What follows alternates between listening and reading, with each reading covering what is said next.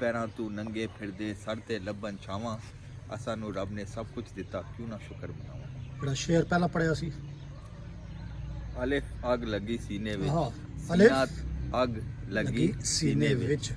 ਸੀਨਾ ਤਪ ਕੇ ਵਾਂਗ ਤੰਦੂਰ ਹੋਇਆ, ਓਏ ਹੋਏ ਕੋਈ ਲੋਕਾਂ ਦੇ ਤਾਨਿਆਂ ਮਾਰ ਦਿੱਤਾ, ਕੋਈ ਸੱਜਣ ਅੱਖੀਆਂ ਤੋਂ ਦੂਰ ਹੋਇਆ। ਹੋਏ ਹੋਏ ਇੱਕ ਸ਼ੀਸ਼ਾ ਲਿਆ ਸੀ ਯਾਰ ਦੇਖਣ ਲਈ, ਉਹ ਵੀ ਡਿੱਗ ਕੇ ਜ਼ਮੀਨ ਤੇ ਚੂਰ ਹੋਇਆ। ਹੋਏ ਬੁੱਲੇ ਸ਼ਾਹ ਲੋਗੀ ਹੱਸ ਕੇ ਯਾਰ ਮਨਾ ਲੈਂਦੇ, ਅਸਾਂ ਦਾ ਰੋਣਾ ਵੀ ਨਾ ਮਨਜ਼ੂਰ। ਓਏ ਹੋਏ, ਵਾਹ ਮਮਦਾ ਵਾਹ।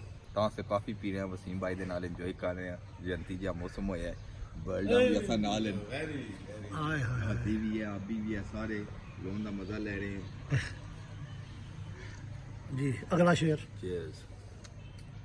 ਅਗਲਾ ਕੁਝ ਬੁਗਜ਼ ਦੀ ਰੀਤ ਵਿੱਚ ਨਹੀਂ ਮਿਲਦਾ, ਹਾਂ, ਕੁਝ ਹਾਰ ਤੇ ਜੀਤ ਵਿੱਚ ਨਹੀਂ ਮਿਲਦਾ, ਮਖਲੂਕੇ ਖੁਦਾ ਨਾਲ ਪਿਆਰ ਤੇ ਕਰ, ਰੱਬ ਸਿਰਫ ਮਸੀਤੀ ਚ ਨਹੀਂ ਮਿਲਦਾ।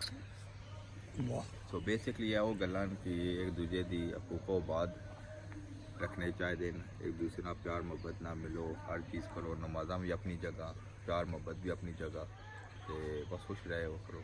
ਪੂਰੀ ਦੁਨੀਆ ਲਾਕਡਾਊਨ ਹੋਈ ਹੈ, ਅਸੀਂ ਵੀ ਲਾਕਡਾਊਨ ਹੋਏ ਹਾਂ। ਅਗਰ ਅਸਾਂ ਦੇ ਦਿਲ ਖੁੱਲੇ ਕੋਈ ਲਾਕਡਾਊਨ ਨਹੀਂ, ਪਰ ਅਗਰ ਦਿਲ ਹੀ ਬੰਦ ਹੈ ਫਿਰ ਲਾਈਫ ਹੀ ਲਾਕਡਾਊਨ। ਅੱਬੂ ਮੇਰੇ ਕਹਿੰਦੇ ਸਨ ਇਨਸਾਨਾਂ ਦਾ ਤੇ ਜਿਹੜੇ ਮਰ ਜਾਂਦੇ ਨੇ ਇੱਕੋ ਇੱਕ ਕਮੀ ਹੁੰਦੀ ਹੈ, ਜਿਹੜਾ ਅਸਾਂ ਦਾ ਰਾਬਤਾ ਹੁੰਦਾ ਹੈ, ਕਮਿਊਨੀਕੇਸ਼ਨ।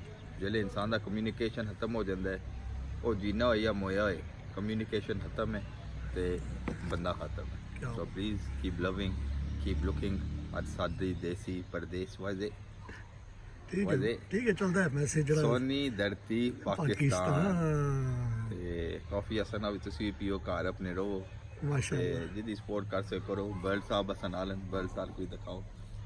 ਮਾਸ਼ਾਅੱਲਾ। ਦੇਖੋ ਜੀ ਮੈਸੇਜ ਅਲਹਮਦੁਲਿਲਾ ਸਮਾਈਲ ਏਡ ਦੇ ਬਿਗ ਬॉस ਚੇਅਰਮੈਨ ਬੁੱਲੇ ਸ਼ਾਹ ਅਸਾਂ ਮਰਨਾ ਨਹੀਂ, ਗੋੜ ਪਿਆ ਕੋਈ ਹੋਰ, ਕਿ ਜੋ ਅਸੀਂ ਕਰਾਂਗੇ ਕਿਆਮਤਾਂ ਤੱਕ ਰਵਾਂਗੇ। तो कोशिश करो कि अच्छा करिए। तो सारे गुनहगार मैं खुद गल्लां ते लगे हैं करन, है तो इंसान ही है। तो थैंक यू सोनी धरती पाकिस्तान। हाय थैंक यू जी, बहुत शुक्रिया, ज़बरदस्त।